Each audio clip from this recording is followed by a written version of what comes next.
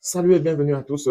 Alors que le Mali célébrait son 65e fête de l'indépendance où ils ont fait défiler les chars de guerre comme on n'avait pas vu depuis presque une décennie, eh bien Natalia, de son côté, était en train de s'inquiéter sur la suite de la plainte que le Mali a déposée au Conseil de sécurité de l'ONU et à la Cour pénale internationale de justice contre l'Algérie pour avoir détruit son bombe à 2 kilomètres de frontière alors qu'elle s'apprêtait à assaillir un groupe de terroristes.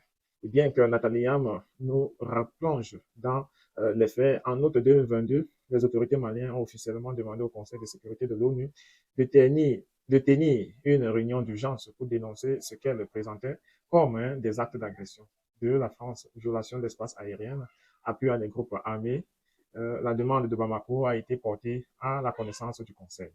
Le point d'escalade le plus récent a eu lieu dans la nuit du 31 mars au 1er avril 2025, où l'Algérie annonce avoir abattu un drone militaire malien qui, selon elle, avait violé son espace aérien près de Tinzouatine.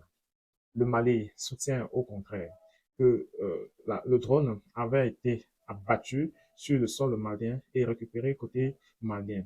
Les comptes rendus médiatiques montrent un désaccord factuel sur la localisation exacte et les circonstances, radar algérien contre débris trouvés côté malien.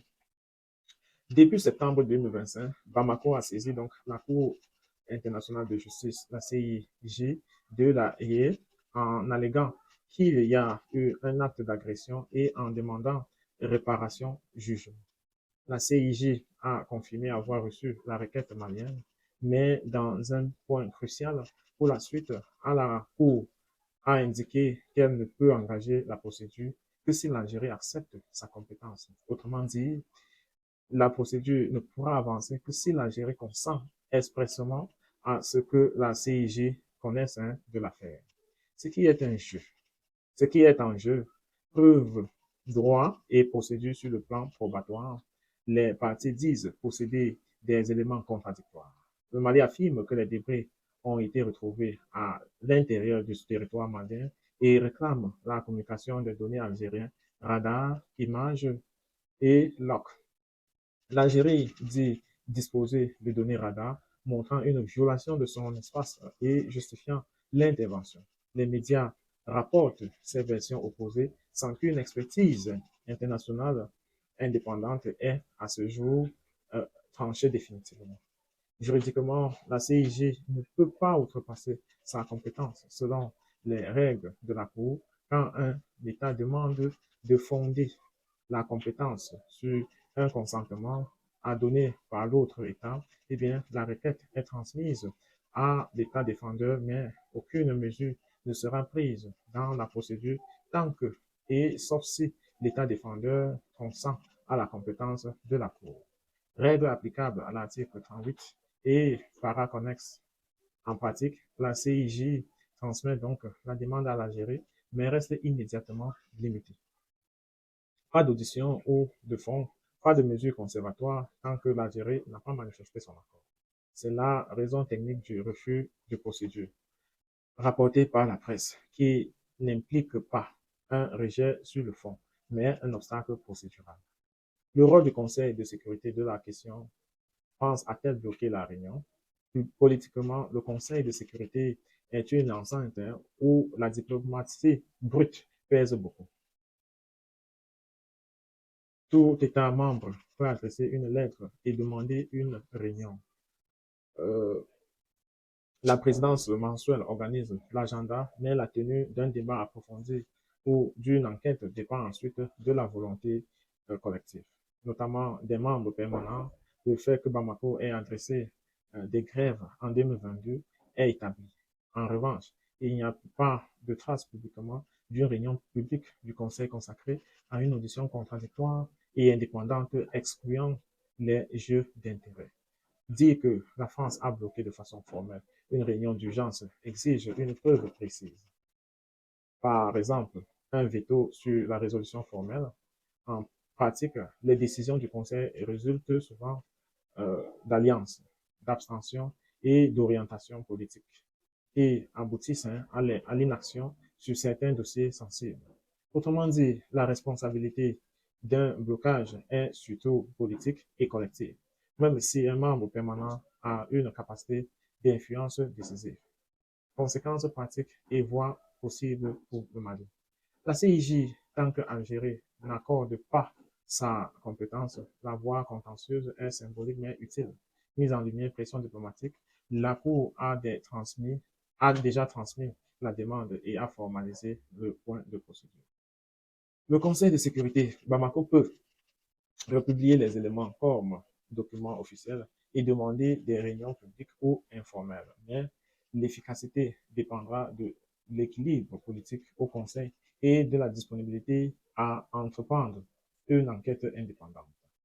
L'Assemblée générale ou les organisations régionales comme l'Union africaine, la CDA ou l'AES, si le Conseil bloque, l'Assemblée générale peut être une tribune politique pour faire valoir les preuves politiques sans l'effet contraignant d'un jugement, mais utile pour la pression et la transparence.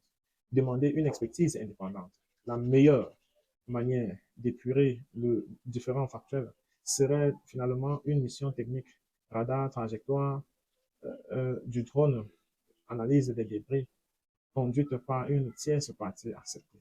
L'ONU, l'OSCE, l'Union africaine et ou l'Institut technique. Mais sa mise en place exige un mandat politique de l'Union, du Conseil de sécurité des Nations Unies ou un accord bilatéral. Bilan politique et recommandations rapides. Les accusations de Bamako envers la France, dénoncées dès 2022, et les allégations de conclusion entre Paris et Alger relèvent d'un débat politique intense. Elles méritent d'être traitées par des preuves publiques, par des tiers, et vérifiées par des tiers. Sur le plan juridique, la CIJ offre un canal, mais le but aujourd'hui sur le consentement de l'Algérie, problème procédural, pas de fond tranché. Sur le plan diplomatique, si Bamako veut sortir de l'impasse, trois mesures concrètes s'imposent. La publication transparente des éléments probatoires, c'est-à-dire le radar, les logs, les vidéos, demande formelle d'une mission d'expertise internationale indépendante et mobilisation politique multilatérale, AG, ONU, Union africaine ou partenaires, pour imposer la transparence. Les accusations lourdes de soutien direct au terrorisme exigent, pour être crédibles et efficaces, des preuves partagées et un circuit indépendant d'enquête. Sans quoi, la polarisation régionale risque de s'aggraver sans sans aucune décision juridique contraignante ne soit rendue. Alors, tu aurais compris que ceux qui sont préemptoires à accuser la France et l'Algérie seront davantage plus prudents parce que selon les procédures, la Cour internationale de justice doit avoir l'approbation de l'Algérie, ce qui n'est pas fait jusqu'à là. Et pour ce qui est de la France, de sponsoriser le terrorisme, il faudra les preuves que des partenaires des autres, les preuves soient publiées, notamment à l'Assemblée générale, pour que les partenaires également prennent connaissance et puissent s'associer à ce combat. Sinon, elle sera toujours traitée comme un fake et donc elle ne rendra pas assez crédible l'élite militaire au pouvoir au Mali qui a plus besoin de la crédibilité maintenant que les balles. Voilà qui met stop fin à cette autre livraison de géopolitique autour de la réflexion de Nathalie Yan sur les tensions diplomatiques entre Bamako, Alger et Paris. D'ici à nos numéros, prenez soin de vous, portez la rive, gardez le sourire et bien le bonjour.